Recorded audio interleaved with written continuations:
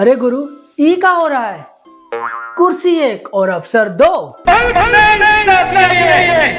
अरे भैया, ये कानपुर है, यहाँ ऐसा ही होता है। हमारे यहाँ ऐसा ही होता है। दरअसल भैया, डीएम साहब से भिड़ने के चलते सस्पेंड हुए सीएमओ साहब के सस्पेंशन पर कोर्ट ने रोक लगा दी, जिसके बाद तो साहब का हौसला 7वें आसमान पर पहुंच गया। साहब ने ना आओ देखा न ताओ, सीधा पहुंच गए सीएमओ ऑफिस और अपने पुरानी कुर्सी पर कब्जा कर लिया। वहीं जब दूसरे साहब पहुंचे तो दोनों साहबों में कुर्सी को लेकर संग्राम छिड़ गया। अरे सुना तो यह भी है कि फोर्स तक बुलानी पड़ गई। एक साहब को थप्पड़ मारने के आरोपों से चर्चा में आए बुंदेलखंड वाले द्विवेदी जी पर 120 करोड़ के घोटाले का आरोप लगा है।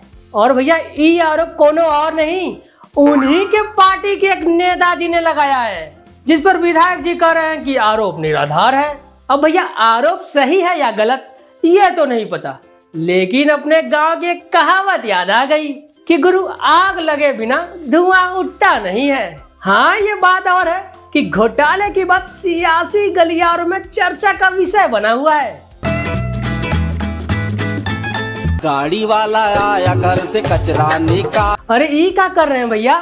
ये कूड़ा नहीं, ये तो सरकारी फाइलें हैं और आप इसे कूड़े वाले गाड़ी में लाद रहे हैं। दरअसल भैया, लखनऊ नगर निगम मुख्यालय में सरकारी फाइलों को कूड़े के गाड़ी में रखा जा रहा है। अब इन फाइलों पर साहब लोगों को कोई काम तो करना नहीं है, तो इसे गुरु कूड़ा ही समझिए। वैसे महाराज, इतना तो बता दीजिए, ये सूखा कूड़ा है या फिर गीला? तो भैया दीजिए हमको इजाजत, कल सुबह 7 बजे फिर होगी मुलाकात कुछ खरी खोटी खबरों के साथ।